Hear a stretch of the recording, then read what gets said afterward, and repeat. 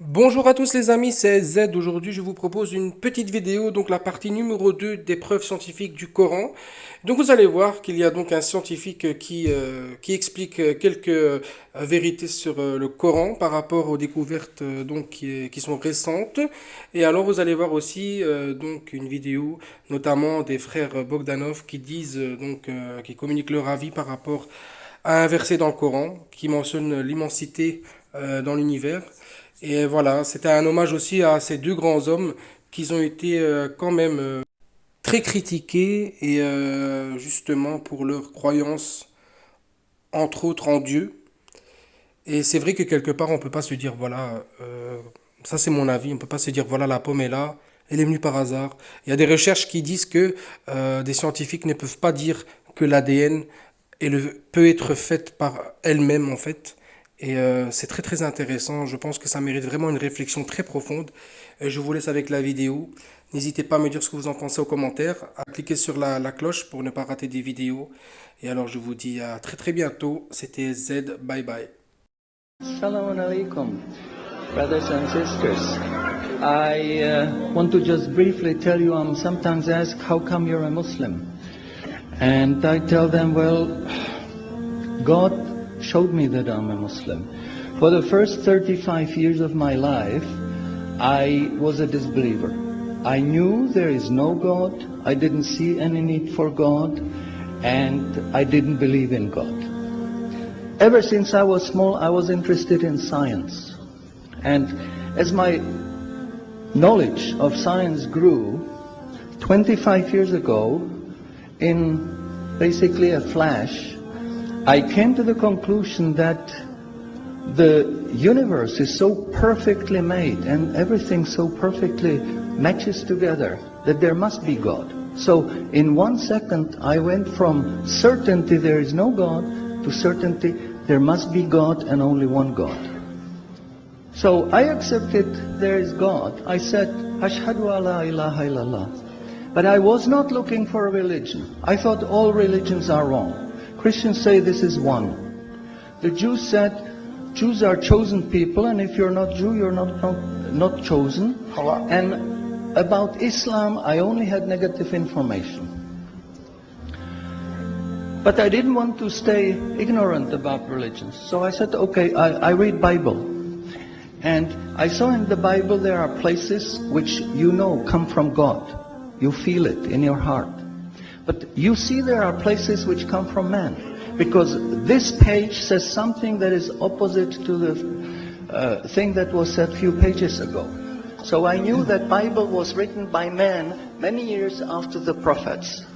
And I bought a Quran, English translation of the Quran, and when I started reading it with the same idea that just like Bible, it was written by man, only in this case we know the name of the man, Muhammad.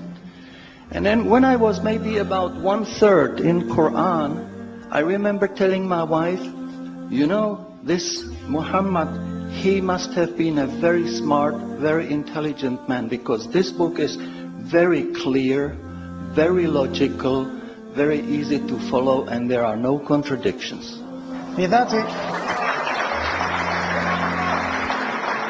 But then as I read later, I suddenly saw a scientific fact which I knew was only discovered in the 20th century. So immediately I saw that Muhammad is not the author of the Quran. That Muhammad is a messenger sent by God to give the Quran to mankind.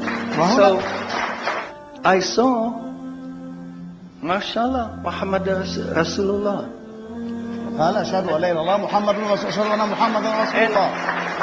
So I said, mashallah, I'm a Muslim.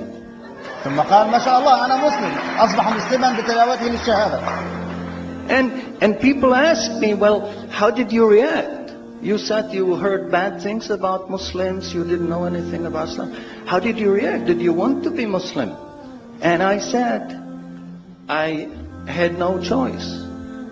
Because when I was born, I was a baby. I didn't know I'm different from my mother. Then a little bit later, I knew my mother is somebody else, and when she's gone, I cried because I was afraid she's gone. but I still didn't know what I am. And then one day I suddenly discovered, mashallah, I'm a boy. And nobody asked me, what did you do? Did you want to be a boy? No, because we know we don't have a choice. God makes us this. So, mashallah, that was the greatest blessing on my wife, of my life. I have wonderful family, I have wonderful children, wife, everything, but the greatest blessing was that God showed me His guidance. And when I pray, I make dua, God, please let me die as a believer. Let me never disbelieve again. A little while ago, I heard somebody here who was concerned that maybe the signs that are discovered in the Quran may be wrong. We should have a committee to see if the signs are right. God says in the Quran, we demonstrate our miracles to those who attain certainty. So my answer is, when you have strong iman and you have knowledge of the scientific facts, when you see it in the Quran, you don't have to worry, is it right or is it wrong? It will jump out at you, it will hit you. And you will say, mashallah, this is a sign from God. And you want to make sajda because you feel very humble. Because you know this is the truth. There is no false signs, no wrong signs, because this book is from God and He doesn't make any mistakes.